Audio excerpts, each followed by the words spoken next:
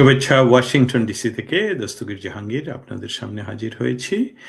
এনসিপির অকাল মৃত্যু না মার কোলে ফিরে গেছেন এই বিষয় নিয়ে আলাপ করার জন্য আপনারা যারা আমাকে শুনতে পাচ্ছেন দেখতে পাচ্ছেন যদি একটু জানান দেন যে আমাকে স্পষ্ট শোনা যাচ্ছে তাহলে আমি জানতে পারবো যে ইয়েস আমরা আসলে একে অপরকে শুনতে পাচ্ছি। আপনাদের মন্তব্য এবং কথা প্রশ্নের উত্তর নিয়ে আজকে আবারও আমি Dastagir Jahangir the voice Washington DC থেকে আপনাদের সামনে হাজির হয়েছি।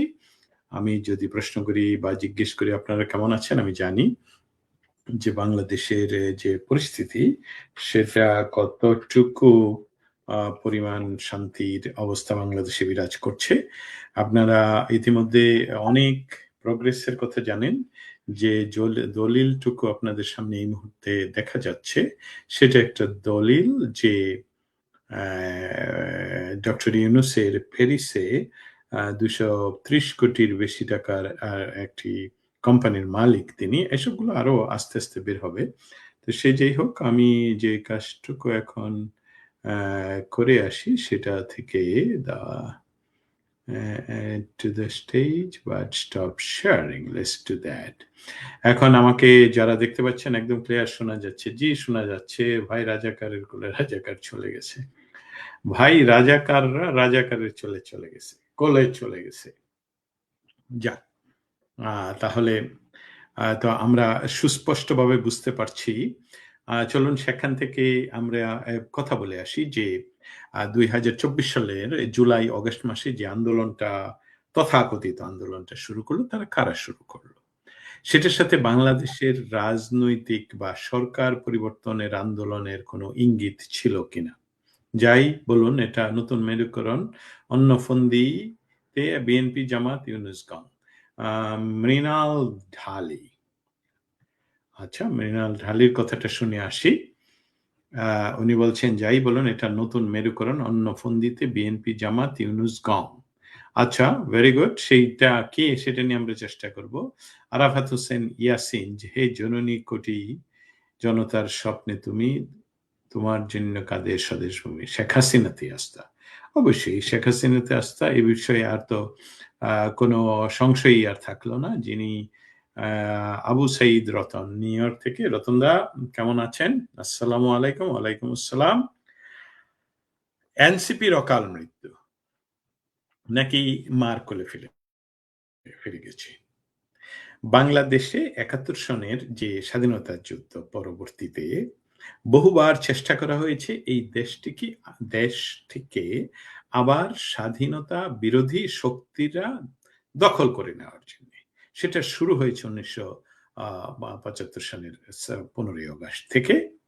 তারপর বহু সময়ের পরিক্রমায় দীর্ঘ একটি সময় ধরে বাংলাদেশ আওয়ামী লীগ ক্ষমতায় ছিলেন এবং বাংলাদেশ আওয়ামী লীগের সময়ই বর্তমান বাংলাদেশের সবচেয়ে বেশি যেকোনো সূচকে আপনারা সূচকগুলো তুলে ধরতে পারেন। যেকোনো সূচকে এই বাংলাদেশের উন্নয়ন ঘটেছে। সেটা মানব সূচকে, মানবাধিকার সূচকে বলেন, নারী উন্নয়ন সূচকে বলেন, গ্রামীণ উন্নয়ন সূচকে বলেন, নগর উন্নয়ন সূচকে বলেন, ইন্ডাস্ট্রিয়াল উন্নয়ন সূচকে বলেন, পড়াশোনার সূচকে বলেন।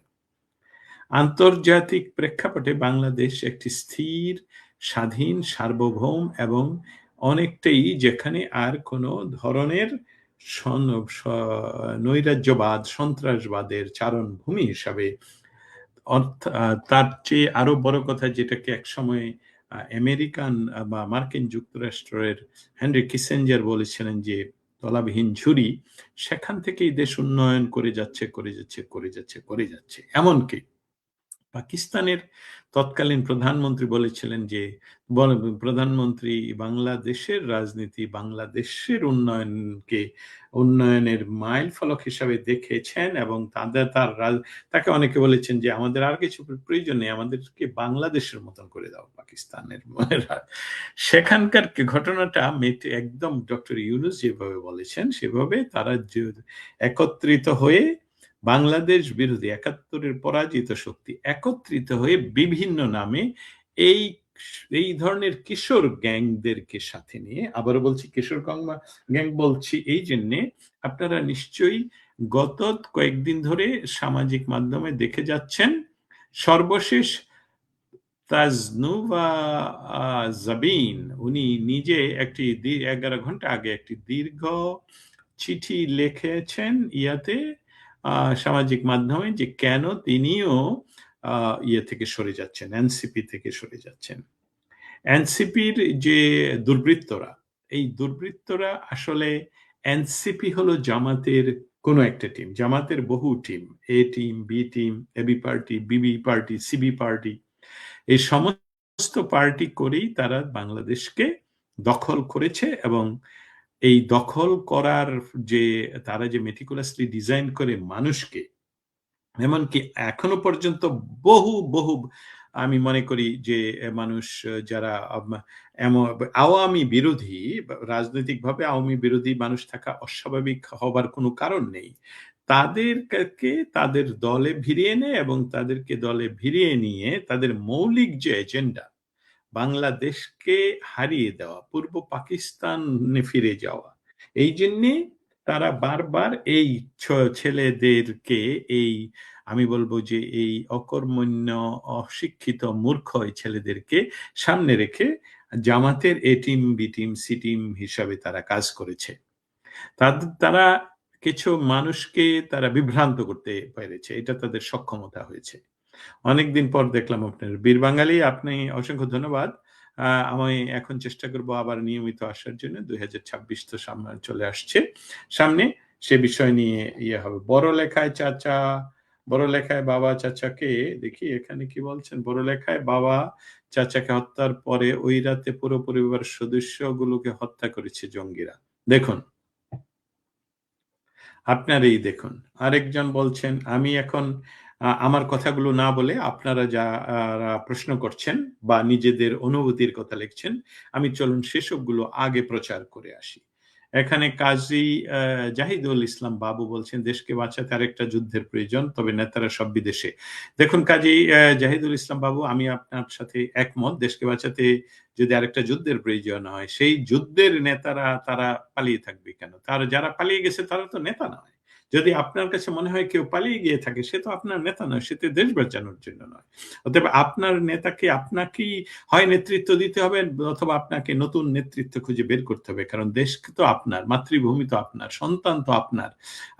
এই মাতৃভূমির প্রতি আপনার যদি দায় থাকে, তাহলে আপনাকে এই নেতৃত্ব নিতে হবে। এবং যেমন আমি যুদ্ধে আছি, আপনাকেও সেরকম যুদ্ধে নামতে হবে নির্দ্বিধায়। কে আসলো, কে তারা তারা পুরাতন। রবীন্দ্রনাথ ঠাকুর বলেছেন, অর্পি নবীনের শিরে মুকুট রতন, ফিরে যাও কুণ্ঠাহীন চিরপুরাতন। এই কথাটা আমাদের মানতে হবে। যারা পুরাতন, যারা জীর্ণ, তারা সরে যাবে, তারা চলে যাবে। তা আবার যখন আপনারা বীর বাঙালি অস্ত্র ধরো, বাংলাদেশ স্বাধীন করো, স্বাধীনতা আমাদের আছে, সার্বভৌমত্ব আমাদের আছে, কিন্তু দেশটা বেদখল করে রেখেছেন ৭১-এর পরাজিত সৈনিক, এই পরাজিত ৭১-এর পরাজিত দল। এবং তারা মেটিকুলাসলি ডিজাইন করে এই এনসিপি তৈরি করে, এবং সেটা নেতৃত্ব দিচ্ছে জামাত। এবং বাংলাদেশের আরেকজন কুলাঙ্গার হিসাবেই আমি বলবো, তিনি হলেন ডক্টর ইউনূস। এবং ডক্টর ইউনূসের সরকারি সহযোগিতায় এই এনসিপি জামাতকে প্রতিষ্ঠিত করার জন্য, ৭১-কে মুছে দেওয়ার জন্য তারা অনেক মানুষকে বিভ্রান্ত করে তাদের মধ্যে রেখেছিলেন। এবং তারা যে আসলে নারীদের প্রতি শ্রদ্ধা রাখতে পারে না, নারী বিদ্বেষী, বাংলাদেশের প্রতি তারা শ্রদ্ধাশীল নয়, ৭১-এর প্রতি শ্রদ্ধাশীল নয়। তারা তলে তলে তাদের যে মৌলিক পার্টি, মূল পার্টি জামাতের পক্ষেই যা তারা কাজ করছে, সেটা যখন ধীরে ধীরে প্রকাশিত হলো, তখনই যাদেরকে বিভ্রান্ত করে এই দলে এনেছিল, তাদের তাদের স্বপ্নভঙ্গের কারণ হয়। আপনারা অনেকে আমার সাথে একমত হবেন না, দ্বিমত পোষণ করবেন, যে এরা এরা যদি তাদের রাজনৈতিক এনসিপির মৌলিক নেতৃত্ব কাদের, তাদের লক্ষ্যকে, সেগুলো না বুঝে কি নেতৃত্ব করেছে? অবশ্যই নয়, না বুঝে নয়। কিন্তু সেখানে যখন ভাগাভাগির প্রশ্নে, ক্ষমতার প্রশ্নে, মৌলিক প্রশ্নে, আবার জামাতের সাথে যে কন্ডিশনে, জামাতের যাতে যে কন্ডিশন হলো যে তারা জামাতের সাথে জোট করবে এবং জামাত যতগুলো সিট তাদেরকে দিবে, তার বাইরে তারা অন্য কেউ আর ইলেকশন করতে পারবে না এবং জামাতের পক্ষে হয়ে তাদেরকে ইলেকশন করতে হবে। আই রিপিটেড, জামাতের পক্ষে তাদেরকে নির্বাচন করতে হবে। অতএব এই ঘরের ছেলে ঘরে ফিরে গেছে, এটাই তো এখন প্রমাণিত হচ্ছে, তাই না? যে এরা আসলে জুলাই আন্দোলনের মৌলিক ভিত্তিটাই ছিল জামাতকে পুনর্বাসন, শিবিরকে পুনর্বাসন, বাংলাদেশের বা ৭১-এর যে মৌলিক আমাদের চেতনা সেটাকে ধূলিসাৎ করে দেয়া, এবং সেই চেষ্টায় তারা অনেকটুকুই সফল হয়েছে। এই জন্য আপনারা দেখবেন ৫ই আগস্টের আগ থেকেই তারা বাংলাদেশের মৌলিক যে স্তম্ভগুলো, মৌলিক যে পিলারগুলো, সেসবগুলো তারা উপর আঘাত করেছে। অতএব এই যে নারী নেতৃত্ব, যারা নিজেরাই স্বীকার করেছেন, ভাইয়া তার কথা যদি এখানে পড়ে শোনালে সময় নষ্ট হবে, তারা নিজেরাই বলছেন যে আমরা জীবনে রাজনীতি করি নেই, এসেছিলাম একটা মোহ নিয়ে, যে এখানে আসলে পরিবর্তন। কিসের পরিবর্তন চেয়েছিলেন আপনারা? যেখানে আপনাদেরকে আপনি যে নেতৃত্ব দেওয়ার জন্য নিজকে যোগ্য মনে করছেন, সেই বিষয়টাই যেই সরকার আপনাদেরকে এই উদ্বুদ্ধতা করলো। আপনার বয়স কত? আমি সরাসরি এই যে একজন চলে গেলেন তাকেই জিজ্ঞেস করি, তাজনুবা জাবিন, আপনার বয়স কত? আপনার বয়সকেই আপনি জিজ্ঞেস করেন, আপনাকে প্রাইমারি লেভেলে সম্পূর্ণ বৃত্তি দিয়ে পড়াশোনা করালো কে? এই সরকার। কোন সরকার? শেখ হাসিনা সরকার। তারপর আপনাকে নেতৃত্ব দেওয়ার যে কোয়ালিটি, সমস্ত কিছু তৈরির পেছনে যে সরকার দেয়, সেটা হলো শেখ হাসিনা সরকার।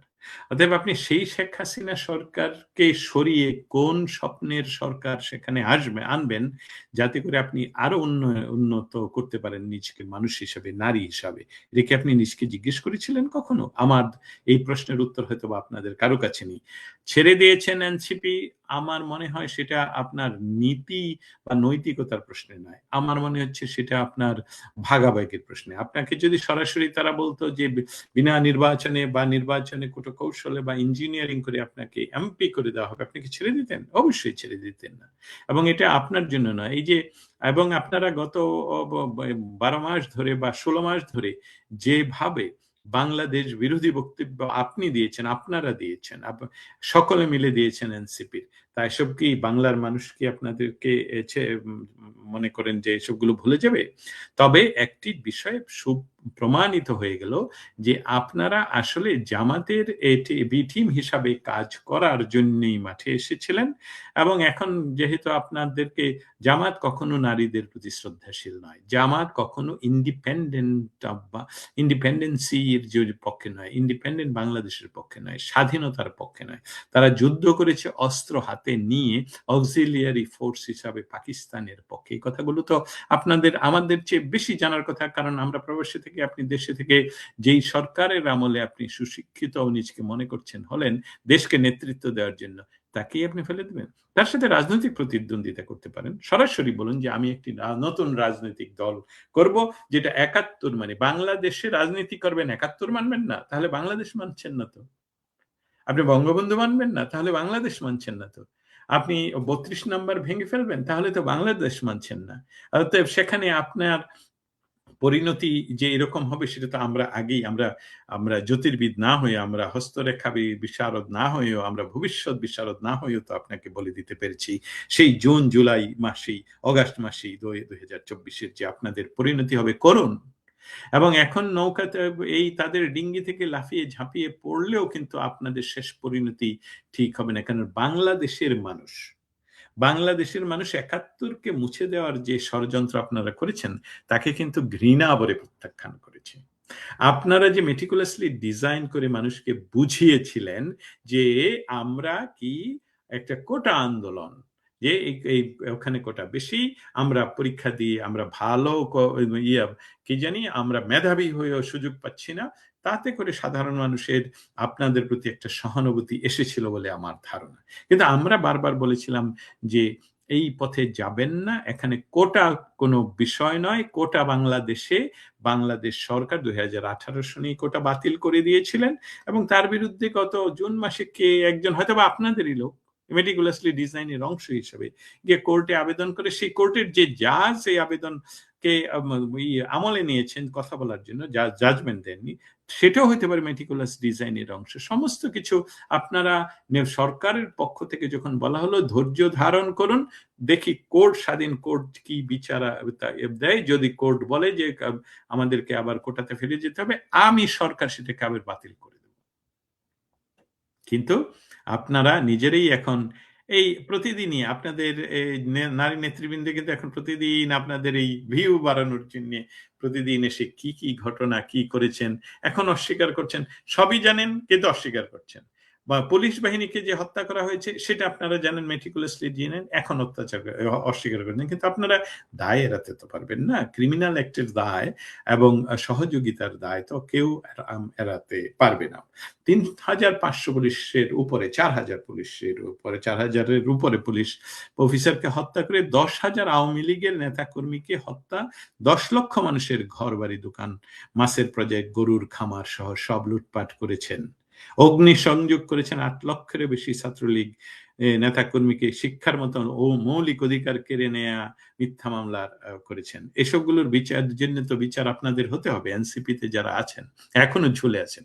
হ্যাঁ, এখনো ঝুলে আছেন। কারণ আপনারা ইতিমধ্যে মার কোলেই ফিরে গিয়েছেন এবং তাদের সাথে আপনারা যদি বাংলাদেশের নতুন পরিবর্তন আনার কথা বলে মানুষকে বলে থাকেন, তাহলে সেটার উপর স্ট্যান্ড রাখতেন। সেটাতে আপনাদেরকে ৩০০ সিটে আপনারা প্রতিদ্বন্দ্বিতার কথা বলেছেন।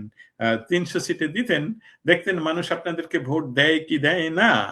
হ্যাঁ, আপনারা এইসব না করে জামাতের সাথে গিয়ে যে মিললেন, সেটাতে তো থলির বিড়াল বের হয়ে গেল, তাই না?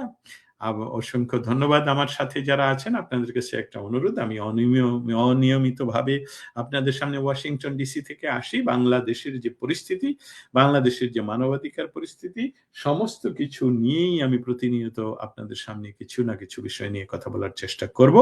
এবং এখন আমাদের এখানে বড়দিনের ছুটি শেষ হলো, নতুন বৎসরের ছুটির এটাকে হলিডে সিজন বলে। এই সময়ে তেমন কোনো আন্তর্জাতিক পরিস্থিতি নিয়ে কোনো ব্রিফিং হয় না, তাই সেই সময়গুলো আপনাদের সামনে আপনাদের সাথে আমি শেয়ার করব। ওরা শিবিরের লোক, কারা শিবিরের লোক বীর বাঙালি, আপনি একটু যদি বলে দেন। তুমি কে, আমি কে, রাজাকার না অফিসিয়ালি অ্যাপ্রুভড।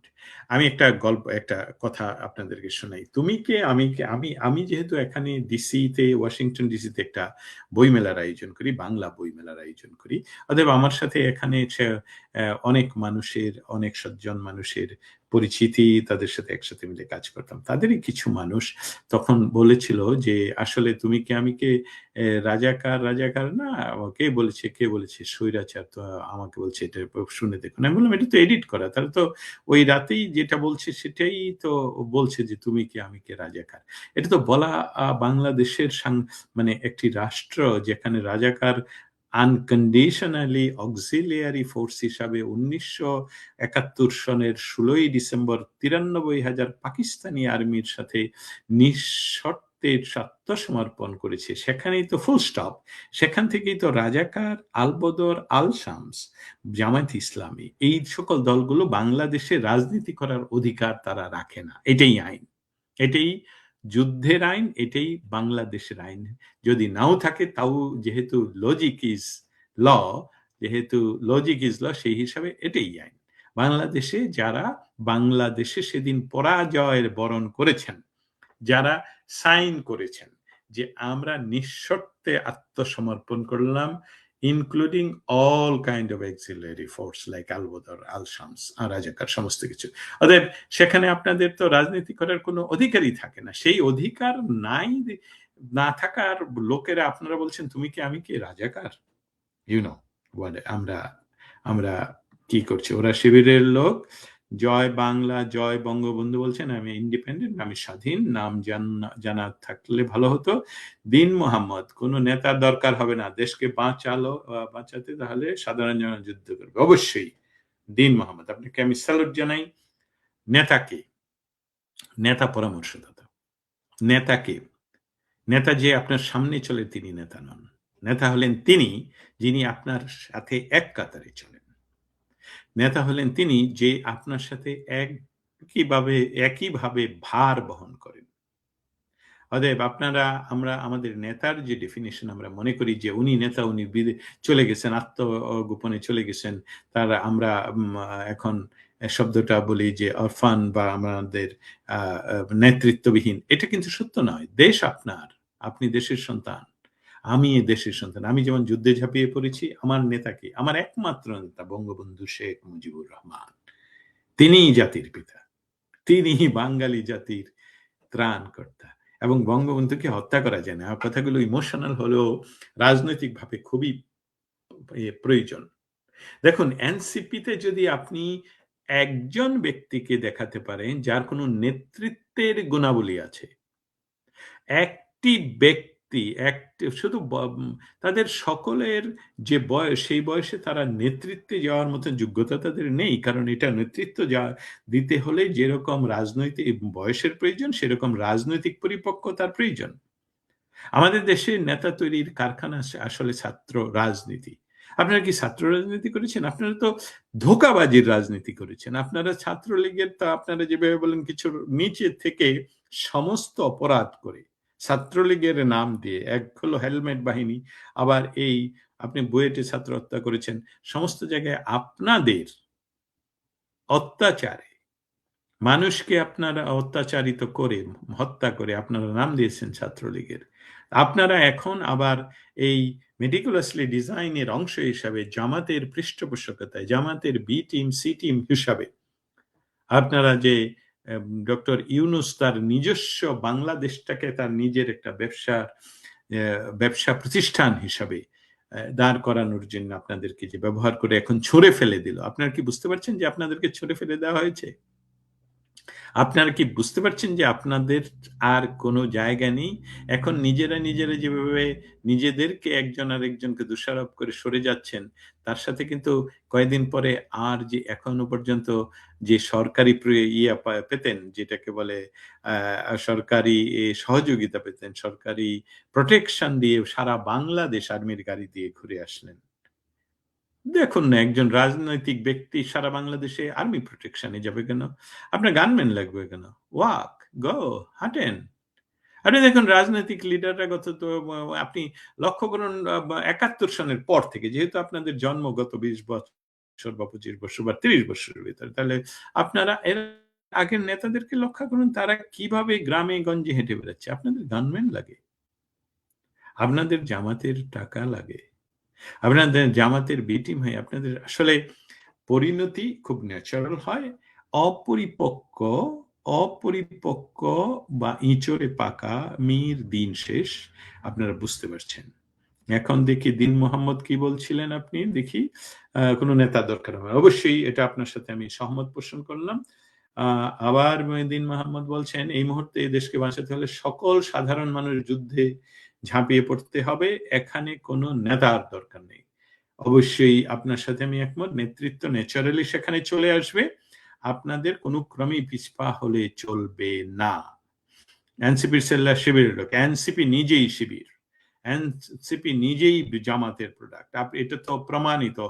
আমরা যেরকম মনে আছে কি ক্লাস 8 বা 9 বা 10 আমাদের কিন্তু অঙ্ক প্রমাণ করতে হতো। হুম? সেটার ফলাফল প্রমাণ করতে হতো। এটা এর চেয়ে প্রমাণিত আর তো নয় যে প্রমাণিত যেটা তারা।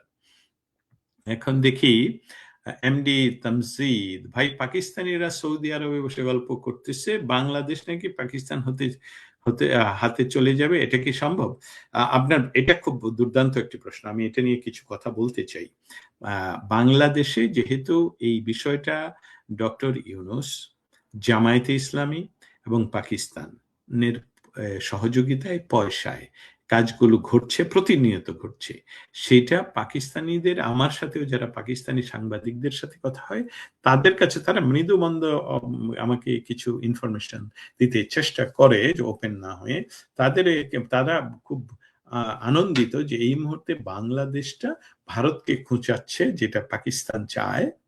এবং তার জন্যে পাকিস্তানের সকল যারা বাংলাদেশ বিরোধী শক্তি, বাংলাদেশের স্বাধীনতা বিরোধী শক্তি, জামায়াতের পক্ষের, তাদের কাছে এটা খুব আনন্দদায়ক একটা সংবাদ যে হ্যাঁ, অবশ্যই বাংলাদেশ এখন পাকিস্তানের বন্ধু বা পাকিস্তানের সাথে কাজ করছে, কারণ ভারতকে তারা সেভেন সিস্টার সহ কি সেভেন সিস্টার ঠিকই আছে, এনসিপি আপনাদের সিপি খোলা কেন? আপনারা সিপিতে ভরে রাখতে পারলেন না নিজেদের সিস্টারদেরকে? সকল সিস্টার তো চলে গেল নাকি? আমি ভুল বললাম? আমি যদি কেউ ভুল বলে থাকি যে এনসিপির সিপি বন্ধ রাখতে পারে নাই, তার সিপি এমন ওপেন যে সকল সিস্টাররাই চলে গেল, সেভেন সিস্টার এখনো অক্ষত রয়ে গেল। কি বলেন আপনারা? সব বানরই যার যার নিজের আশ্রয়ে চলে গিয়েছে। শরীফ মোহাম্মদ আলী সুমন। সব বানরই নিজের আশ্রয়ে চলে গিয়েছে। সেই আশ্রয়ের নামটা হলো জামায়াতি আশ্রয়, জামাতের আদর্শ কমিনি। ওরা কেউ বাঁচতে পারবে না বলে বীর বাঙালি বলছেন। আরাফাত হোসেন কি বলছেন সেটা দেখে আসি। খুনি ইউনুস হলো জামাত জঙ্গিদের প্রধান। ইউনুস বাহিনীর থেকে দেশ রক্ষা করতে হবে। ইউনুস ইতিহাসের সবচেয়ে বড় স্বৈরাচার। দেখুন, স্বৈরাচারের একটা সংজ্ঞা আছে। স্বৈরাচার কাকে বলে? আমি যদি যারা আমরা স্বৈরাচার স্বৈরাচার আমি সহসা স্বৈরাচার স্বৈরাচার স্বৈরাচার বলছি, স্বৈরাচারের সংজ্ঞাটা তো জানতে হবে। ডক্টর ইউনুস সমস্ত আওয়ামী লীগারদেরকে তার নিজ মুখে বারবার এনসিপি সহ সকলকে উস্কিয়ে দিচ্ছে যাতে করে তারা মানুষদেরকে হত্যা করে, এবং তাই কিন্তু ঘটছে। এবং সেই ঘটনা এটা কিন্তু স্বৈরাচারী একটি পন্থা। সরকার বা সরকারের লোকেরা বা পুলিশ বাহিনী দ্বারা যখন আপনি কাউকে অত্যাচার করবেন, হত্যা করবেন, এটা স্বৈরাচার। আনিস আলমগীর আপনাদের লোক। আনিস আলমগীর আপনাদেরকে বলছিল সাংবাদিক যে আপনারা যে কাজগুলো করছেন তাতে করে আওয়ামী লীগকে ফিরাতে আপনার ঠেকাতে পারবেন না। এই তাকে বিনা কারণে জেলবন্দি করে রাখলেন। এটা স্বৈরাচারী আক্রমণ, এটা স্বৈরাচার।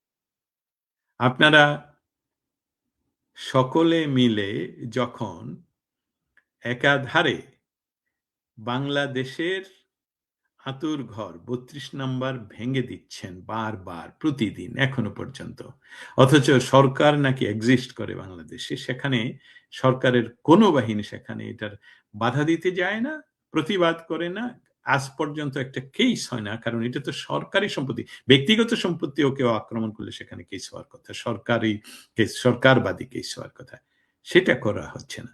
এটাকে বলে স্বৈরাচার। স্বৈরাচারের যে মৌলিক রূপ, স্বৈরাচারের যে বিভৎস রূপ, সেটা হলো আজকের ডক্টর ইউনূসের সরকার। এই সরকারের স্বৈরাচারের সমস্ত সংজ্ঞা একদম খাপে খাপ মিলে যায়, এবং এই স্বৈরাচারের হাত থেকে আমাদের সম্মিলিতভাবেই দেশকে উদ্ধার করতে হবে। আরেকজন এ নিয়ে বলছেন ওদের বিচার বাংলার মাটিতেই হবে। ভাই, এটা কি সম্ভব না? এটা একেবারেই সম্ভব না। যেটা আমি বললাম সেটা আপনারা আছেন বলেই বাংলাদেশ অন্য কারো কাছে চলে যাবে না। এটা দৃঢ়ভাবে আপনাদের বিশ্বাস রাখতে হবে। এবিএম জুলফিকার নাঈম সাধারণ মানুষের কি করা উচিত বলে মনে করেন? অসংখ্য ধন্যবাদ। একটি কথা, সাধারণ মানুষ, বাংলাদেশের সাধারণ মানুষ খুব শান্তিপ্রিয় মানুষ। আমি যদি আমাকে প্রশ্ন করি, আমি যদি আমার গ্রামের মানুষকে প্রশ্ন করি, আমি যদি আপনাকে প্রশ্ন করি, ২০০০ গত ১৫ বৎসর সাধারণ মানুষ কি অত্যাচারিত ছিল? আমি বলব না সাধারণ মানুষ অত্যাচারিত একেবারেই ছিল না। নিশ্চয়ই বিভিন্ন জায়গায় বিভিন্ন আওয়ামী নামধারী বিভিন্ন ধরনের যে ধরনের আওয়ামী লীগে সম্পৃক্ত হয়েছিল বাইরের মানুষেরা বা জামাতে ইসলামের মানুষেরা বা ইসলামী শিবিরের মানুষেরা, তাদের অত্যাচারে অত্যাচারিত হয়েছে অনেক মানুষ। এমনকি আমি বলব যে কিছু অত্যাচারিত সবসময়ই থাকে। কিন্তু তারপরেও গত ১৬ মাসের সাথে যদি বা ১৬ বৎসরের তুলনা করে সাধারণ মানুষকে জিজ্ঞেস করেন এবিএম জুলফিকার নাঈম, তাহলে আপনি উত্তরটা পেয়ে যাবেন যে তারা ভালো ছিল। যদি তারা ভালো থেকে থাকেন সেই সময়ে, তাহলে বর্তমান সময়ে তাদের কি করতে হবে? তাদেরকে সেই ভালো অবস্থাটা ফিরিয়ে আনার জন্যে উম মৌ আমি বলব মৌন প্রতিবাদও তাদের অংশগ্রহণ করা উচিত। মৌন প্রতিবাদের অর্থ হলো আমি বলব যে তাদের সাথে কোনো ধরনের সহানুভূতি, তা এই সরকারের কোনো কাজের প্রতি সহানুভূতি, যেটাকে বলে যে আন্দোলনটা এমনভাবে তাদের করা উচিত যাতে করে তাদের পরিবার নিরাপদ থাকে অথচ অসহযোগী হয়। তাহলে এটা নীরব একটি অসহযোগী আন্দোলন তারা অংশগ্রহণ করতে পারে রাজনৈতিক ব্যানারের বাইরেও। আর আপনারা যারা বাংলাদেশকে ভালোবাসেন এবং আপনারা যারা এখন যুদ্ধে যাবার সময় আপনারা যারা যৌবনে এখন আছেন, তারা নিয়ত নিজেদেরকে নিরাপদ রেখে আপনার প্রতিবেশী প্রতিটি মানুষের প্রতি যারা দেশপ্রেমী এবং উদ্বুদ্ধ এবং যারা বাংলাদেশকে ভালোবাসে তাদেরকে একত্রিত করা আপনার দায়িত্ব এবং তাদেরকে বুঝানোর দায়িত্ব যে জামায়াতে ইসলামী, ইসলামী ছাত্র শিবির এরা এবং এই এনসিপি যে জামায়াতের বি টিম হিসাবে, এবি পার্টি বা জামায়াতের বি টিম হিসাবে, সি টিম হিসাবে তারা বাংলাদেশ নামক যে স্বাধীন একটি রাষ্ট্র তাকে ফিরিয়ে নিয়ে যেতে চায় ৭১-এর পরাজিতদের কাছে। তারা ফিরিয়ে নিতে চায়, তারা বলতে চায় ৭১ বলতে কিছু ছিল না, সেটা ভারত পাকিস্তানের একটি রাজনৈতিক যুদ্ধ বা সংঘাতের ফলে আমরা নাকি স্বাধীন হয়েছি। যদি এই বয়ান টিকে যায় তাহলে এই বয়ানে কিন্তু বাংলাদেশের অস্তিত্ব থাকে না। তখন তো ৯৩,০০০ সৈন্য এবং বাংলাদেশের অক্সিলিয়ারি সমস্ত ফোর্সগুলো নিঃশর্তে আত্মসমর্পণ করেছিল ভারতীয় বাহিনীর কাছে, সমস্ত ইস্ট পাকিস্তানের ল্যান্ড সহ। তাহলে আমরা নিজেরাই নিজেদের স্বাধীনতাকে যদি অস্বীকার করি, স্বাধীনতার যুদ্ধকে অস্বীকার করি, তাহলে তো এটা ভারতের প্রোটেক্ট ল্যান্ড অথবা বাফার জোন হিসাবে চলে আসবে, যেটা পাকিস্তানের কাছ থেকে তারা যুদ্ধ করে ছিনিয়ে নিয়েছে। অতএব সেটা ভারতও সেদিন চায়নি, আজকেও ভারত চায় না, কিন্তু আমরা নিজেরাই যাতে সেই পথে নিজদেরকে ধাবিত না করি। অতএব যারা এই কথাগুলো বাংলাদেশে বলে তাদেরকে সাধারণ মানুষ একেবারেই যাতে তাদেরকে প্রতিহত করে, তাদের সাথে অসহযোগ করে, এটাই হবে মৌলিক কাজ। আর আপনারা যারা নেতৃত্ব দিতে পারবেন তাদের কাজ হলো খুব কঠিনভাবে এই সরকারের সমস্ত কাজের প্রতি যে কাজগুলো বাংলাদেশের উন্নয়নের জন্য, বাংলাদেশে যেমন ছাত্রলীগ নিষিদ্ধ, বাংলাদেশে ছাত্রলীগ নিষিদ্ধ হাস্যকর বিষয় না, বিষয়টা হাস্যকর হলে তো বর্তমান পরিস্থিতি তাই করেছে। আওয়ামী লীগের কার্যক্রম নিষিদ্ধ, যেই বাংলাদেশের জন্মের সাথে আওয়ামী লীগের ইতিহাস, তাকে আপনি নিষিদ্ধ করে দেশ চালাবেন, এটা তো হতে দিতে আপনারা পারেন না সাধারণ মানুষের। অতএব সেই লক্ষ্যেই মানুষের কাজ করা উচিত বলেই আমি মনে করি। মিরাজ শাহ চৌধুরী, বিএনপি জামাতে ইসলামী ৪ দলীয় জোট হলে এনসিপি জামাতে সমস্যা কোথায়? বিএনপি জামাতের ৪ দলীয় জোট হলে অসংখ্য ধন্যবাদ মিরাজ শাহ। এখানে কিছু মৌলিক বিষয় আমার আপনার বুঝতে হবে। জামাত মূলত রাজনৈতিক দল হিসাবে একটি অক্সিলিয়ারি ফোর্স হিসাবে বাংলাদেশ বিরোধী যে স্বাধীনতা সংগ্রাম, সেখানে ১৯৭৫ সনের ১৬ই ডিসেম্বর আত্মসমর্পণ করে ভারতীয় ইস্টার্ন কমান্ডার জেনারেল অরোরার কাছে নিঃশর্তে। ভারত বাংলাদেশের মুজিবনগর সরকারকে স্বীকৃতি দিয়ে এই ভূখণ্ডকে স্বাধীন বাংলাদেশ হিসেবে তারাও মেনে নেয়। তারা যদি সেদিন মেনে না নিয়ে বলতো যে পাকিস্তানের সাথে আমাদের যুদ্ধে আমরা জয়লাভ করেছি, এই ভূখণ্ড আমাদের বাফার জোন হিসেবে আমরা দখল করে নেব, তাহলে তো আমাদের আর কোনো শক্তি ছিল না সেটাকে রক্ষা করার। অতএব জামাত খুবই নীতিগতভাবে আমি বলছি যে একদম যেটা হলো লজিক্যালি জামাত বাংলাদেশের রাজনীতি করার কোনো অধিকার রাখে না। কোনো রাষ্ট্রের ভিতরে, এই বাংলাদেশ নামক রাষ্ট্রের ভিতরে জামাতের রাজনীতি সম্পূর্ণভাবে ন্যাচারালি নিষিদ্ধ, যেটা সে সময় ছিল। কিন্তু জিয়াউর রহমান এই জামাতকে রাজনীতিতে পুনর্বাসন করেন, যেটা তার পরবর্তীতে এমনকি শেখ হাসিনার সরকারের লাস্ট দিন পর্যন্ত ৩রা অগস্ট পর্যন্ত এই জামাত কিন্তু রাজনৈতিকভাবে নিষিদ্ধ ঘোষিত কোনো রাজনৈতিক দল ছিল না।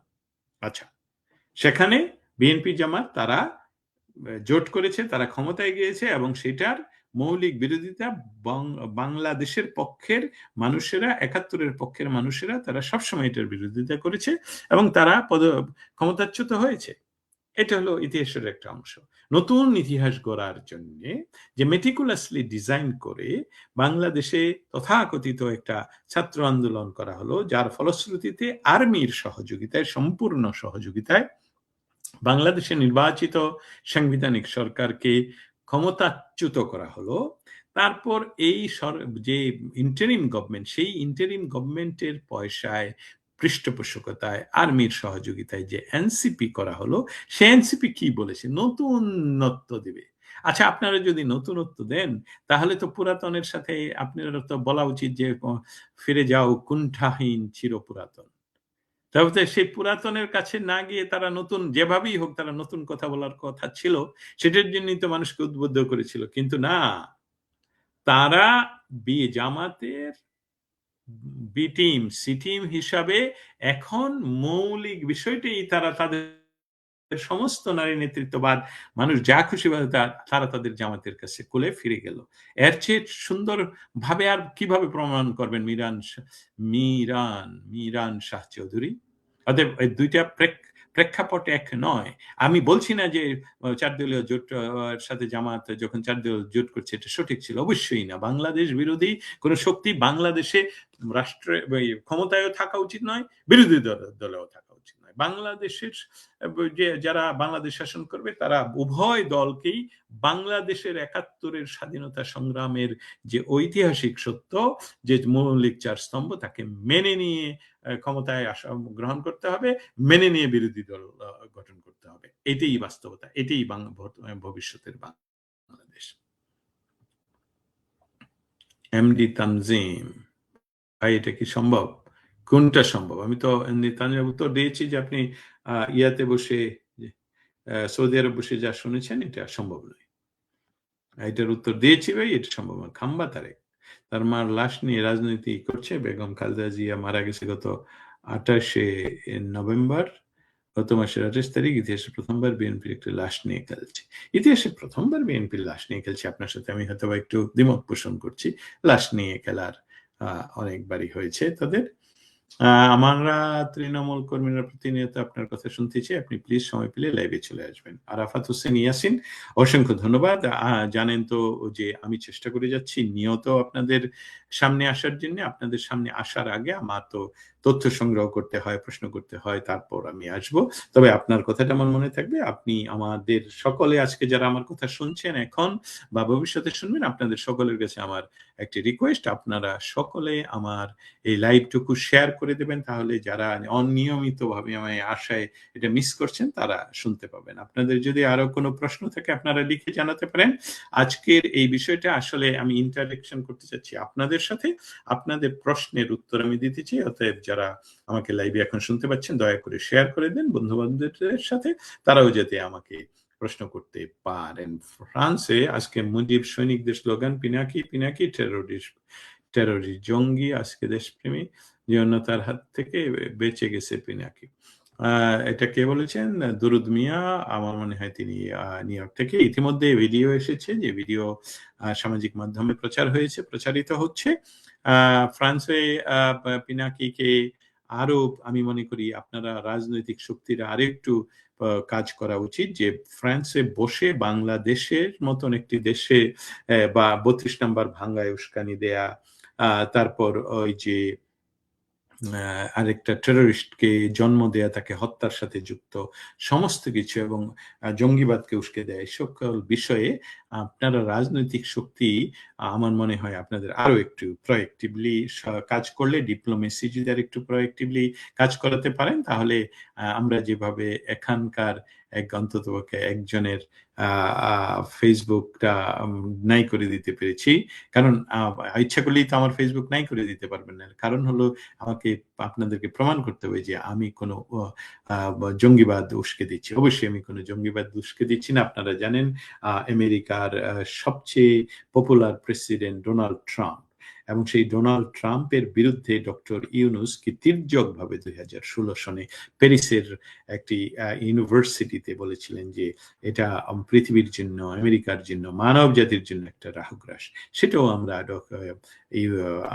এই পপুলার প্রেসিডেন্ট ডোনাল্ড ট্রাম্পের দরবারে তথা হোয়াইট হাউসে পৌঁছে দিয়েছি। ভিডিও আছে, ফটোগ্রাফি আছে, এবং যারাই এই ধরনের কথা বললে আমেরিকাকে আমেরিকাকে আপনারা মনে করেন সন্ত্রাসী করবেন আমেরিকাতে বসে, আমার মনে হচ্ছে আপনারা, যে আমরা যারা আমেরিকার তে থাকি, আপনারা নাগরিক দায়িত্ব আপনারা পালন করবেন। নাগরিক দায়িত্ব যদি কিছু দেখেন তাহলে কিছু বলেন। If you see something you have to say something, see something say something, এই কথাটা দুরুদ মিয়া আপনিও জানেন। অতএব আপনার সাথে আমি একমত। তারপরে চলে যাচ্ছি দুরুদ মিয়ার কাছ থেকে আরো কোথায়, দিন ইসলাম। দিন ইসলাম কি লিখেছেন শুনে আসি। সেভেন সিস্টার্স ভাঙ্গার কথা বলে, এখন তাদের রাতের রানী পদত্যাগ করে, সংসার ভেঙে পদত্যাগ করে চলে যাচ্ছে। হ্যাঁ, এনসিপি সেভেন সিস্টার দখল করবে। বিষয়টা হলো সেভেন সিস্টার কয়টি দেশ নিয়ে গঠিত তাদেরকে জিজ্ঞেস করেন তো। সেভেন সিস্টার বলতে কি বোঝায় সেটা কি তারা জানে? আচ্ছা, সেভেন সিস্টার না হয় জানলাম, তারা ভারতের 7টি অঙ্গ রাষ্ট্রের কথা বলছে। আচ্ছা, সেই 7টি অঙ্গ রাষ্ট্র কি তাদেরকে দায়িত্ব দিয়েছে তাদের স্বাধীনতা তার ছিনিয়ে আনার জন্য? তো সেভেন সিস্টার হলে তো বাংলাদেশের মতন 7টা অঙ্গ রাষ্ট্র, তাই না? তাহলে এই 7টা দেশকে তারা, বাংলাদেশেরই তোমার কয় পার্সেন্ট মানুষের সমর্থন আছে? আমার তো মনে হয় না সিপি খোলা এনসিপির 0.1% সাপোর্টার বাংলাদেশ আছে। হ্যাঁ, তাদের দেখা গেছে যে সামাজিক মাধ্যমে তাদেরকে উস্কে দেওয়ার জন্য তাদের million million view. This is not your supporter. বাংলাদেশে 71-এর বিরুদ্ধে কথা বলে, বঙ্গবন্ধুর বিরুদ্ধে কথা বলে আপনারা টিকে থাকবেন? এই স্বপ্ন দেখবেন না। মায়ের কোলে ফিরে যাচ্ছেন, সেভেন সিস্টার ভাঙতে গিয়ে নিজেদের সিস্টাররাই সিপি খুলে চলে গেল, এনসিপির সিপি খুলে চলে গেল, সেটা তো আপনারা রক্ষা করতে পারলেন না। অতএব আপনাদের সময় একদমই নেই। আপনারা আত্মসমর্পণ করুন সাধারণ মানুষের কাছে। আপনারা যে সকল আওয়ামী লীগ পরিবারকে অত্যাচার করেছেন, যে সকল ছাত্রলীগের কর্মীদেরকে হত্যা করেছেন, আওয়ামী লীগ নেতা কর্মীদেরকে হত্যা করেছেন, তাদের পরিবারের কাছে আপনারা আত্মসমর্পণ করুন। তারা ক্ষমা যদি না করে তাতে অন্য কেউ ক্ষমা করতে পারবে না। আত্মসমর্পণের সময় এসেছে। জয় বাংলা স্লোগান আপনারা দিলেও আপনাদেরকে আর তারা হয়তো বা ফিরে নিবে না। বাংলাদেশকে আপনাদের এই ধরনের জঞ্জাল মুক্ত বাঙালিরা করবেই। এটাই হলো সর্বশেষ আমার ধারণা। আমার ধারণা মিথ্যা সাধারণত হওয়ার কোনো কারণ নেই। কারণ হলো আমি আমার কথা বলছি না, আমি বাঙালির কথা বলছি, আপনাদের কথা বলছি, আপনাদের শক্তি, আপনারা দেশকে যেভাবে রক্ষা করে চলছেন। আমার কাজটুকু আমি করি। বাংলাদেশে যে দুর্ঘটনা অনুঘটনা ঘটে যাচ্ছে প্রতিনিয়ত, আপনারা একটা জানেন যে দীপু চন্দ্র দাস ভালুকাতে ব্রুটালি তাকে প্রথম তাকে ছিনিয়ে নেওয়া হলো, তাকে মারা হলো, অত্যাচার করা হলো, তাকে গাছে ঝুলানো হলো, তাকে জ্বলন্ত আগুনে পুড়িয়ে মারা হলো। বঙ্গবন্ধু স্যাটেলাইট যিনি বাণিজ্য করেছিলেন শাহজাহান মাহমুদ কোথায়? দরুদ মিয়া সাহেব, শাহজাহান মাহমুদ আজ কোথায় আপনি আমাকে একটু বলুন। ওনাদের নিয়ে সেদিন আমি একটা ফেসবুক স্ট্যাটাস দিলাম, তারপর উনি আমাকে ইনবক্স করেছিলেন যে আমাকে বলেছিলেন যে কথা হবে। আমি বললাম বিষয়টা কি বিষয়ে কথা হবে আপনি আমাকে জানান, তাহলেই আমি কথা বলবো। তারপর থেকে আজ পর্যন্ত আর রিটার্ন করেননি। আপনারা একটু খুঁজে বার করুন এই ধরনের লোকদেরকে। আপনারা রাজনৈতিক শক্তি যারা বঙ্গবন্ধুর সমালোচনা করে ওয়াশিংটন ডিসিতে বসে সবসময় করেছেন, সেই সকল লোকদেরকে আপনারা বাংলাদেশে নিয়ে গিয়ে এইসব পোস্টে বসালেন। এটা তো আপনাদের রাজনৈতিক দৈন্যতা, তাই নয়? দিন ইসলাম, আসিফ, নাহিদ, সারজিদ, হাসনাত এরা জুলাইকে পুঁজি করে কোটি কোটি টাকা কামিয়ে নিয়েছে এখন জামাতের সঙ্গে। এখন তারা আসলে জামাতের লোক, তারা জামাতের বি টিম হিসাবে, জামাতের এক্সটার্নাল টিম হিসাবে তারা বাংলাদেশের সাধারণ মানুষকে, যেটাকে আমরা বলি যে ইমোশনাল ব্ল্যাকমেইলিং করার জন্য তারা কাজ করেছে। এখন সময় হয়েছে তাদের মার কোলে ফিরে যাওয়া, এবং সেটাই তারা করছে। এতে প্রতীয়মান হলো যে তারা কি করলো না করলো। গত 17 বৎসরে 500 এমপির মন্ত্রী ছিলেন ওনারা। 17 বছরে 500 এমপির মন্ত্রী কোথায়? ওনারা কেন কথা বলছেন না? কেন পাবলিকের রিঅ্যাকশন করছেন না? আপনি তো রাজনৈতিক লিডার, আপনার কাছেই তো আমাদের সকলের প্রশ্ন। আপনাকেই প্রথম প্রশ্নটা করি, আপনাদের নেতৃবৃন্দরা কথা বলছেন না কেন? এর জবাব চাই। ধন্যবাদ আপনাকে। মৃণাল ঢালি, শুধু নির্বাচনের সমাধান হবে না, মূল উৎপাদন করতে যাহা করা লাগে তাই করতে প্রস্তুত হতে হবে। মৃণাল ঢালি সুন্দর কথা বলছেন। নির্বাচনের মাধ্যমে গণতন্ত্র প্রতিষ্ঠিত হওয়ার একটি মৌলিক ভিত্তি নির্বাচন, কিন্তু সেই নির্বাচন যদি ইনক্লুসিভ না হয়, সেই নির্বাচনের প্রাককালে যদি আওয়ামী লীগের মতন, ছাত্রলীগের মতন বাংলাদেশের সর্ববৃহৎ, ভারতীয় উপমহাদেশের, এশিয়া মহাদেশের সর্ববৃহৎ এবং প্রাচীনতম রাজনৈতিক সংগঠনগুলোকে আপনারা নিষিদ্ধ করে রাখেন, তাহলে তো সেটা ইনক্লুসিভ নির্বাচন হয় না। সেই সাথে মার্কিন যুক্তরাষ্ট্রের কংগ্রেসের 5 জন কংগ্রেসম্যান বাংলাদেশের পররাষ্ট্র বিষয়ক কমিটির, ফরেন অ্যাফেয়ার্স কমিটির, এরা বাংলাদেশের ডক্টর ইউনূসকে গত 23শে ডিসেম্বর চিঠি পাঠিয়েছেন যে আওয়ামী লীগকে নিষিদ্ধ করে যে ইলেকশন, সেটা অবাধ, সুষ্ঠু এবং ইনক্লুসিভ হবে বলে আমরা মনে করি না। আরেকজন বলছে বদমাইশ সাংবাদিক কায়সার কামাল উধাও হয়ে গেছে। কবে থেকে উধাও হয়ে গেল উনি? কোথায় গেলেন? আরেকজন একটা স্লোগান পাঠিয়েছেন, সেটাও আমি শেয়ার করে দিলাম। ওয়ালাইকুম আসসালাম এমডি শরীফুজ্জামান। আমি আজকে আসলে আপনাদের সাথে একটু ইন্টারেকশন করছি। আপনারা অনেকেই আমাকে সাথে কথা বলতে চান, কথা শুনতে চান, প্রশ্ন রাখতে চান। সেই সব অনেক সময় করে উঠতে পারি না। আজকে আপনাদের সাথে আরেকটু সময় ইন্টারেক্ট করব। আপনারা আপনাদের পণ্য পাঠান, তাহলে এই পণ্য পাঠান বলছি, গ্রামীণ পণ্য বয়কট করে ফেলছিলাম আর কি। আপনারা আপনাদের প্রশ্ন পাঠান, আমি উত্তর দেব। আমি মৃণাল ঢালির কাছে আবার ফিরে আসব। মাননীয় প্রধানমন্ত্রী দেশরত্ন শেখ হাসিনা তো এখনো বৈধ প্রধানমন্ত্রী, তিনি পদত্যাগ করেননি। এই বিষয়ে কিছু বলেন প্লিজ। এটা খুব আরাফাত হোসেন, এটা আমি বহুবার বলেছি। একটি দেশের সংবিধান সমুন্নত আছে, সেটা হলো বাংলাদেশে এখনো সংবিধান বাতিল বলে কেউ বলেনি। সেই সংবিধানের আন্ডারে এই অসাংবিধানিক সরকার শপথ নিয়েছেন। আবারও বলি, এই অসাংবিধানিক সরকারের কোনো টার্ম বাংলাদেশের বর্তমান সংবিধানে নেই। তাহলে সংবিধান অনুসারে কে প্রধানমন্ত্রী? সংবিধান অনুসারে অবশ্যই শেখ হাসিনা প্রধানমন্ত্রী, যতক্ষণ না পর্যন্ত আরেকটি সাংবিধানিক প্রধানমন্ত্রী। সাংবিধানিক প্রধানমন্ত্রী বলতে কি বোঝায়? সাংবিধানিক প্রধানমন্ত্রী বলতে বোঝায় যে শেখ হাসিনা যদি পদত্যাগ করেন, তাহলে আরেকজন দায়িত্ব না নেওয়া পর্যন্ত তিনিই প্রধানমন্ত্রী। আচ্ছা, ধরে নিলাম উনি যে কোনো কারণেই দায়িত্ব পালনে ব্যর্থ হচ্ছেন এখন। তো ব্যর্থ হলে বাংলাদেশের সংবিধান কি বলে? সেই অনুসারে আরেকজনকে ভারপ্রাপ্তের দায়িত্ব থাকতে হবে, এবং সে কোথায়? তাকে দেওয়া হয়নি। অতএব সাংবিধানিকভাবে বাংলাদেশের প্রধানমন্ত্রী অবশ্যই শেখ হাসিনা, এই বিষয়ে কোনো সংশয় নেই। এই বিষয়ে সংশয় থাকার কোনো কারণ নেই। মৃণাল ঢালি ইন্টারেক্ট করছেন। আমি গ্রামীণ পণ্য বয়কট একটি কথা আপনাদেরকে জিজ্ঞেস করি, আপনারা যদি কেউ উত্তর দিতে পারেন তাহলে ভালো হবে। যারা নিরাপদে নন তারা উত্তর না দিলেও চলবে। আপনাদের কার কার কাছে গ্রামীণ সিম ব্যবহার করেন? দু একজন একটু যদি বলেন সাহস নিয়ে। যারা নিরাপদে থাকতে পারবেন না, তারা উত্তর দেওয়ার প্রয়োজন নেই। কারা আপনারা গ্রামীণ সিম ব্যবহার করেন? দয়া করে যদি একটু হাত তোলেন বা বলুন বা আমাকে জানান,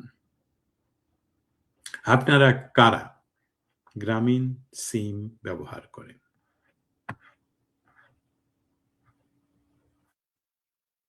এখনো পর্যন্ত একজনকেও পাওয়া গেল না যিনি বলছেন যে আমি গ্রামীণ সিম ব্যবহার করি। আর একটু সময় নেই, আপনারা আমাকে একটু সহযোগিতা করুন। আপনারা যারা আমাকে শুনছেন, আপনাদের মাঝে কেউ আছেন যারা গ্রামীণ ফোনের সিম ব্যবহার করেন? ওকে, শেখ হাসিনার সৈনিক, অসংখ্য ধন্যবাদ। আমার ফ্যামিলির সব সিম চেঞ্জ করে দিয়েছি। ধন্যবাদ আপনাকে। আপনি নিরাপত্তার জন্য নাম দিচ্ছেন না, সেটাও ভালো। আমি এখন এইটা আপনাকে, আপনার এই রেশ ধরে বলছি, আপনার কিন্তু কাজ রয়েছে। মৃণাল ঢালি, আপনারও কাজ রয়েছে। যদি নিরাপত্তা রেখে কাজটা করতে পারেন। আমি করি না, আমার আম্মু করতো, এটা ভেঙে ফেলেছি। ভেঙে ফেললে কাজ হবে না আরাফাত ভাই, ভেঙে ফেললে তো ওটা পরিবর্তন করতে হবে। আপনাদের সকলে এটাই বলছি গ্রামীণ টেলিফোনের মৌলিক ক্রেতা বা মৌলিক গ্রাহক হলেন আপনারা, বাংলাদেশের মানুষ। অতএব গ্রামীণ ফোনের সমস্ত সিম যদি আপনারা অন্য ফোনে অন্য টেলিকমে ট্রান্সফার করেন, তাহলে সাধারণত এই ব্যবসাটা ধ্বংস হয়ে যাবে। অতএব ভেঙে নয়, আপনাদের মাধ্যমে যিনি মৃণাল ঢালি যেভাবে বলছেন গ্রামীণ পণ্য বয়কট করতে হবে, ঠিক একইভাবে সমস্ত সিম গ্রামীণ ফোন থেকে সরিয়ে আনতে হবে। আপনারা জয় আচার্য, হ্যালো, আমি চেম্বার ও পরিবারের সব সিম পরিবর্তন করে নিয়েছি। ভেরি গুড, নিরাপদে থাকবেন। আপনাদের সকলের কাছে এই বিষয়টা আমি প্রকাশ্যে বলতে চাই, আপনারা নিজেদের সিম পরিবর্তন করুন এবং আপনার বন্ধু বান্ধব চতুর্দিকে যাদেরকে চেনেন, আজকে থেকে আপনারা আপনাদের বন্ধু বান্ধব প্রতিদিন 10 জন 5 জন 1 জন করে ফোন করে বলুন, তুমি কি এই সিম ব্যবহার করো, তাহলে পরিবর্তন করো, তাহলেই কাজটা হবে। দেশব্যাপীটা ছড়িয়ে দিন। মৃণাল ঢালি, ধন্যবাদ আপনাকে। আবারও চলে যাই, মৃণাল ঢালির কথা শুনে আসলাম। একজন ইউনুসকে কেন জুতা মেরে বের করে দিচ্ছে না এখনো? কে দিবে? কে দিবে? সেটা তো বাংলার জনগণ করতে হবে, আপনাকে করতে হবে। যদি আপনারা বাংলাদেশে থেকে দেখুন, আপনারা যদি নিরাপদ থেকে দেখেন, আপনারা যদি ইউনাইটেড ফর্ম করতে পারেন, আপনারা বাংলাদেশের মালিক। আপনারা বাংলাদেশের মালিক হিসাবে আপনাদেরকে এই কাজটুকু সমাধান করতে হবে। বিশ্বে আপনাদের কাজের সমর্থনের জন্য আমরা কাজ করে যাব, এই কথা আমি দিতে পারি। জহির খান, আপনার কথা প্রতিদিন শুনতে চাই প্রিয় দেশপ্রেমিক ভাই। আপনিও একজন দেশপ্রেমিক জহির খান, আপনাকেও স্যালুট। আমি প্রতিদিন কোনো তথ্য থাকলে আসার চেষ্টা করব। আপনি আর কথায় আমি উদ্বুদ্ধ হলাম, অবশ্যই চেষ্টা করব। সারা বাংলাদেশে হিন্দু সম্প্রদায় হত্যা করেছে, সে বিষয়ে কিছু বলেন। জয় আচার্য, Hindu communities have reported killing, arson, displacement, dangerous situation. আমি এইভাবে বলবো, সিচুয়েশনটা ক্রিটিক্যালি ডেঞ্জারাস বাংলাদেশি হিন্দুদের জন্য। আমি একটা হরিফিক এক্সাম্পলের কথা আপনাদের সামনে তুলে ধরবো। ইন ভালুকাতে, ময়মনসিংহ এর ভালুকাতে একটা ইয়াং ম্যান, তার নাম দীপু চন্দ্র দাস, তাকে ব্রুটালি মানুষ একসাথে হয়ে লিঞ্চিং করে তাকে মারে, এবং সেটা দিনে আলোতে করে। তাকে মেরে অচল করা হয়, তারপর তাকে গাছে ঝুলানো হয়, তারপর তাকে আগুন ধরিয়ে পুড়িয়ে মারা হয়। এই যে বিভৎসতা, এই যে চরম বিভৎসতা ঘটছে বাংলাদেশে, এই যে মনস্টার ইউনুস, সেদিন একটি সাজানো সম্পূর্ণ লোক দেখানো, জানা যায় সে মায়া কান্না করছে, অথচ বাংলাদেশে যে লোকটি গার্মেন্টসে কাজ করে কর দিচ্ছে সরকারকে, যেই করের টাকা একটি লাশকে আপনারা সিঙ্গাপুর পাঠাচ্ছেন, যে একজন সন্ত্রাসীর লাশকে, এবং বাংলাদেশের টাকায় তাকে আবার ফিরিয়ে এনে বাংলাদেশের টাকায় সমস্ত মাদ্রাসার ছাত্রদেরকে ঢাকায় এনে যে জানাজার নামে প্রদর্শন। আমি বহু ইমামের সাথে কথা বলেছি, তারা বলছেন এটা তো জানাজা হয়নি। তারপর বাংলাদেশকে মেটিকুলাসলি আরো মোরালি ধ্বংস করার জন্য আমাদের জাতীয় কবি, বিদ্রোহী কবির পাশে এই রকম একটা, যার অকথ্য ভাষায় যে কথা বলে, তাকে শুইয়ে দেয়া, এটি প্রমাণ করে বাংলাদেশের হিন্দু সম্প্রদায় কেমন আছে। সবচেয়ে অ্যালার্মিং যেটা, সেটা হলো এই ব্রুটাল ক্রাইম সরকার প্রতিহত করছে না।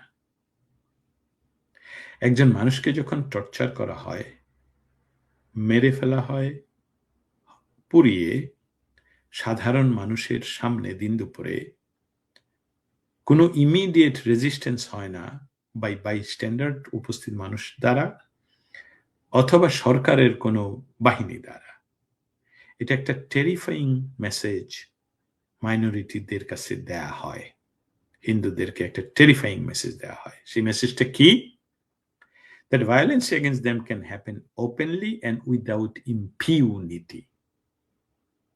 এই সরকার বলছে, এই মেসেজটা হিন্দুদেরকে দিচ্ছে যে তাদের বিরুদ্ধে যে কোনো সময় যে কোনো জায়গায় এই ধরনের ভায়োলেন্স হতে পারে, হচ্ছে, এবং এটার কোনো বিচার হবে না।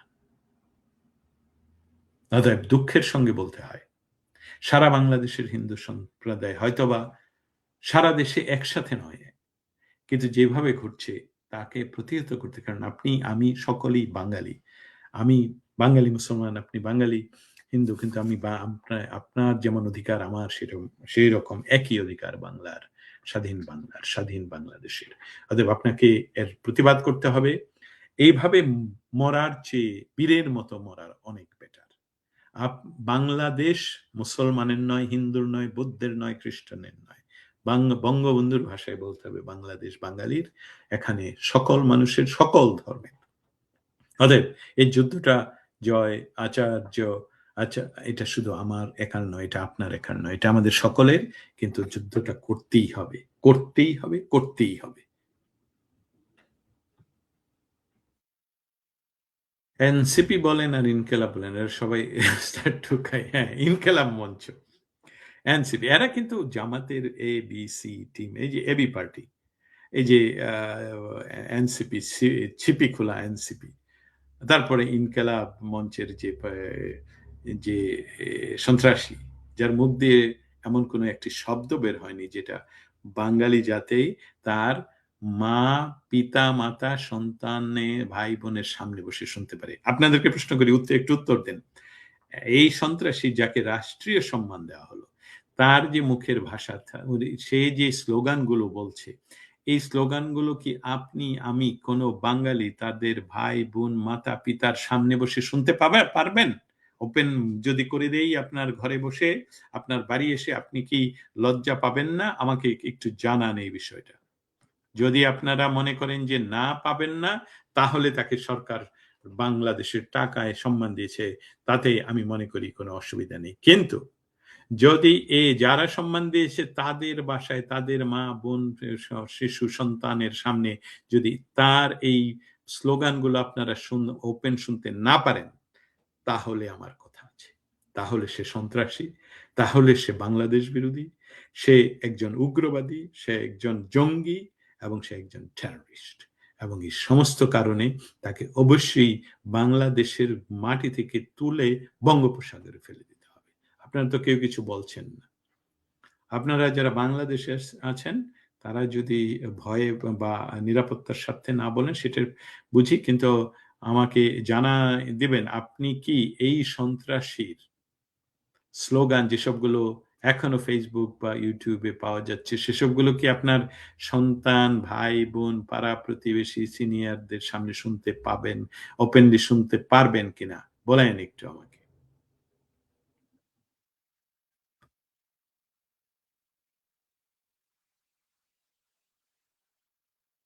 আচ্ছা, এখানে কি বলছেন? ভাই কংগ্রেসের চিঠি ব্যাপারে একটু জানতে চাই, অবৈধ ইউনুস কি পাশ কাটিয়ে যেতে পারবে? আচ্ছা, এই চিঠিটার সম্বন্ধে যেহেতু আপনি জানতে চাচ্ছেন, let me find something for you, give one second. আমার মনে হয় এখানে আছে, হ্যাঁ আছে, কাছাকাছি আছে। কংগ্রেসের চিঠিটা নিয়ে যেহেতু জানতে চাচ্ছেন, সেহেতু আবারও বলি,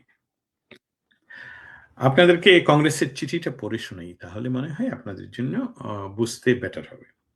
মার্কিন যুক্তরাষ্ট্রের প্রতিনিধি পরিষদ বিদেশ বিষয়ক কমিটি, ফরেন অ্যাফেয়ার্স কমিটি, তারিখ 23 ডিসেম্বর।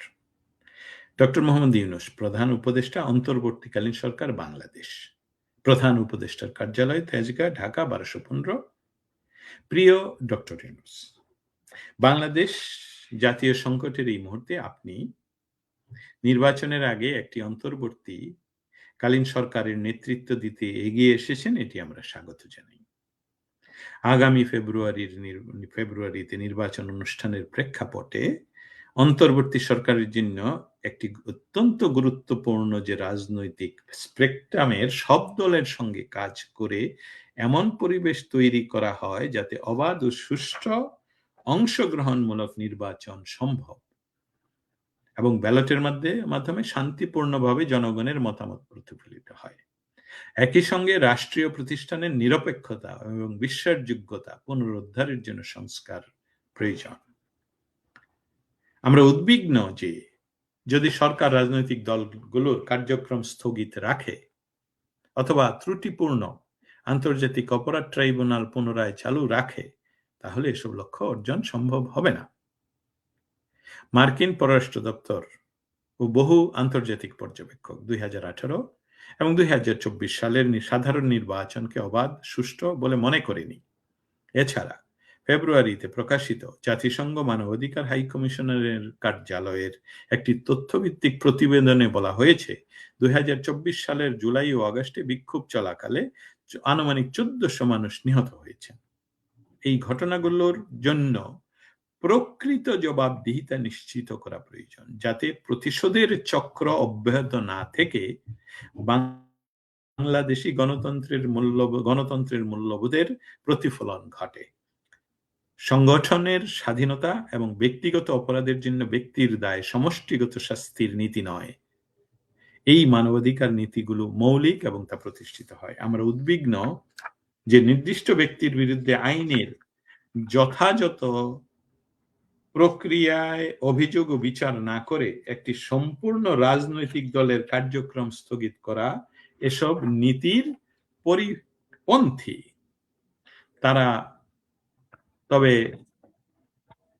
পরিপন্থী। তারপরে দেখি তারা আরো বলছেন, আমরা আশা করি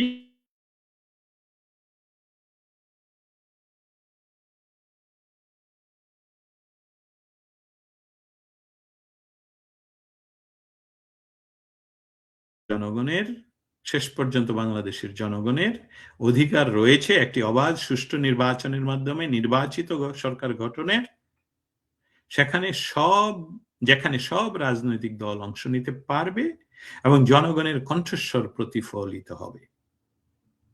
বাংলাদেশ যুক্তরাষ্ট্রের জন্য একটি গুরুত্বপূর্ণ অংশীদার। আমরা দ্বিপাক্ষিক সম্পর্ক ও বাংলাদেশের গণতান্ত্রিক রূপান্তরকে সমর্থন করতে আপনার ও আপনার সরকারের সঙ্গে কাজ করতে প্রস্তুত। বিনীত Gregory W Meeks, ranking member, House Foreign Affairs Committee, Bill Huizenga, chairman দক্ষিণ ও মধ্য এশিয়া বিষয়ক উপকমিটি, Sydney Kamlager Dove, ranking member, দক্ষিণ ও মধ্য এশিয়া বিষয়ক উপকমিটি, জুলি জনসন ও থমাস আর সুওজি, দুইজনই মার্কিন কংগ্রেসের প্রভাবশালী সদস্য। অতএব ওমর ফারুক হিমেল, আপনি বোধহয় এই চিঠিটা আমি যেটা পড়লাম এটা বঙ্গানুবাদ, বাংলায় ভাবানুবাদ নয়, অক্ষর টু অক্ষর ট্রান্সলেট করা বাংলায়, এবং তারা যা বলেছেন আমি আপনাদেরকে পড়ে শোনালাম। সেই সাথে শুধু আমি বলতে চাই আমার দৃষ্টিকোণ থেকে আমি এই চিঠি থেকে কি উদ্ধৃতি তুলে ধরতে চাই সেটা বলি। মার্কিন পররাষ্ট্র দপ্তর বহু আন্তর্জাতিক পর্যবেক্ষক 2018-24 সালের সাধারণ নির্বাচনকে সুষ্ঠু বলে মনে করেনি। এটা যেরকম তারা বলছে ঠিক সেই রকম তারা সেই সাথে আরো যে কথাগুলো তারা তুলে ধরলো সেটাই আপনাদের সামনে আমি তুলে ধরতে চাচ্ছি একটা মিনিটের মাঝে। সেটা হলো যে তিনটি বিষয় আমি আমার মতন করে মনে করি তারা বলছে। প্রথম বিষয়টি হলো, প্রথমত ফেব্রুয়ারিতে অনুষ্ঠেয় নির্বাচনের আগে একটি রাজনৈতিক দলের উপর সম্পূর্ণ নিষেধাজ্ঞা। যুক্তরাষ্ট্রের কংগ্রেস সদস্যরা বলছেন নির্বাচনের আগে কোনো রাজনৈতিক দলকে নিষিদ্ধ করা হলে অবাধ ও অংশগ্রহণমূলক নির্বাচন সম্ভব নয়। সব রাজনৈতিক দলের অংশগ্রহণ ছাড়া জনগণের প্রকৃত মতামত প্রতিফলিত হয় না।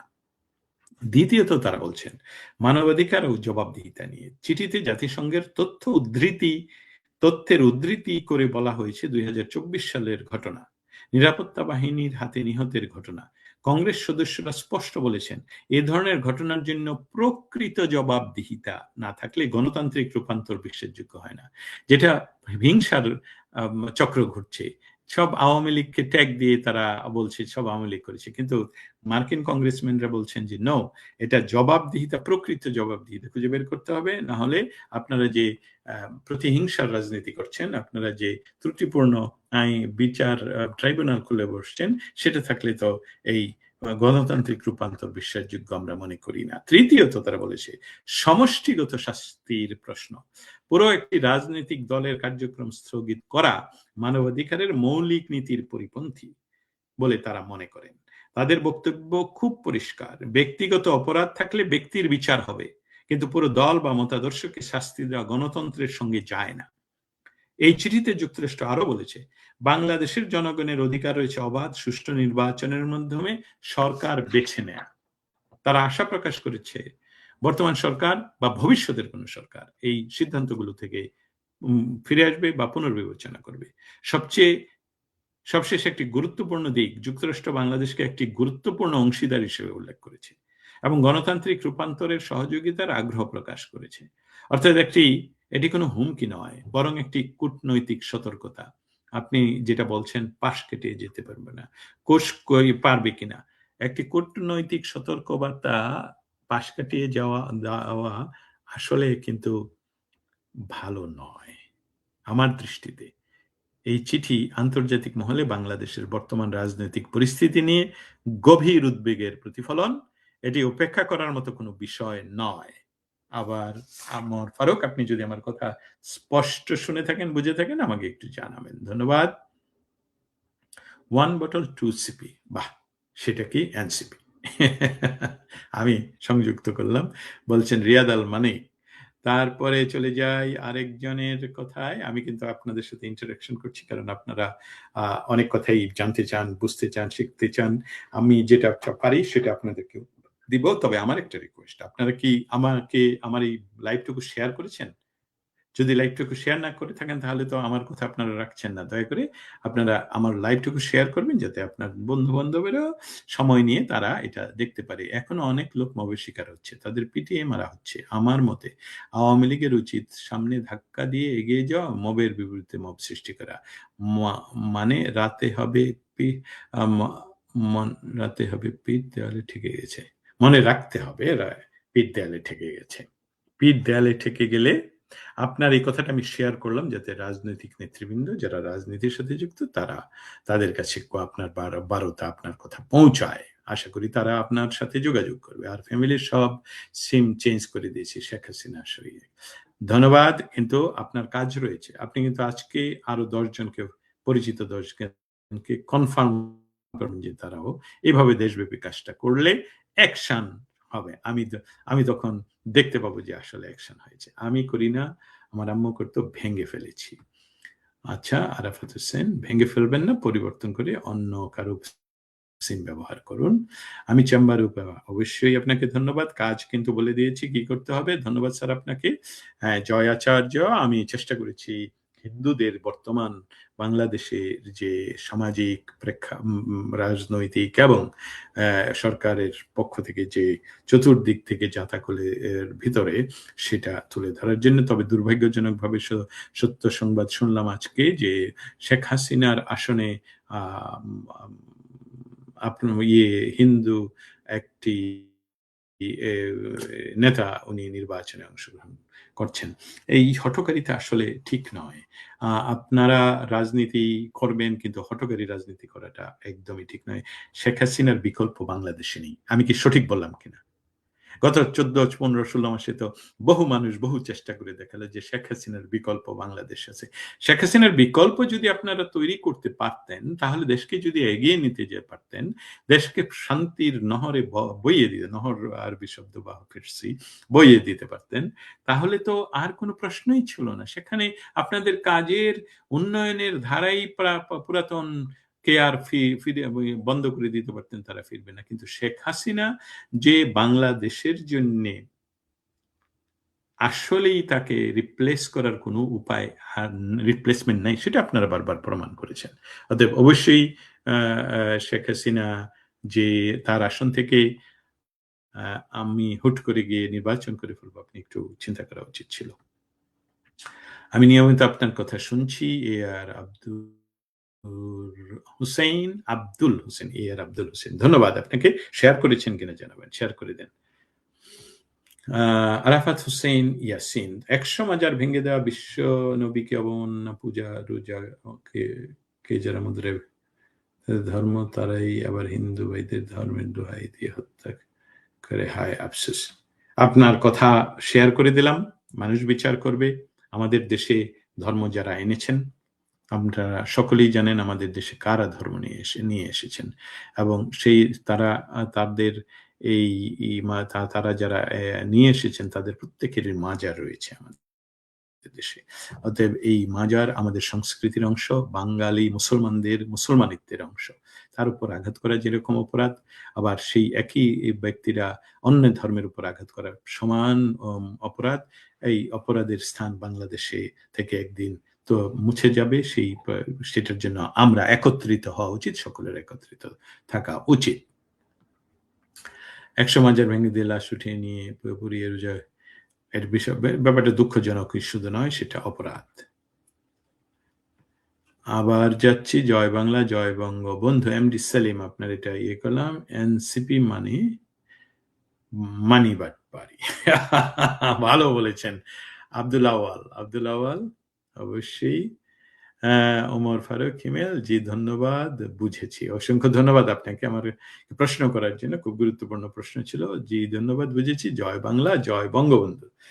অসংখ্য ধন্যবাদ। বাংলাদেশে এখন রাত প্রায় 1:45 বাজে। আপনারা যারা আমাকে এতক্ষণ ধরে শুনলেন, আমি আপনাদের প্রতি কৃতজ্ঞ। আপনারা আমার কথা শোনার আগ্রহ প্রকাশ করেছেন। আপনারা আমাকে ফেসবুকে গিয়ে ইনবক্স করে দিতে পারেন যে আপনারা কি কি বিষয় নিয়ে শুনতে চান। তাছাড়া আপনারা যদি চান তাহলে আমি যে বিষয়টা এখন করে দিচ্ছি আপনাদের জন্যে, সেটা হলো এই যে এটা আপনাদের জন্যে আমার উপহার হলো যে আমার সাথে আপনারা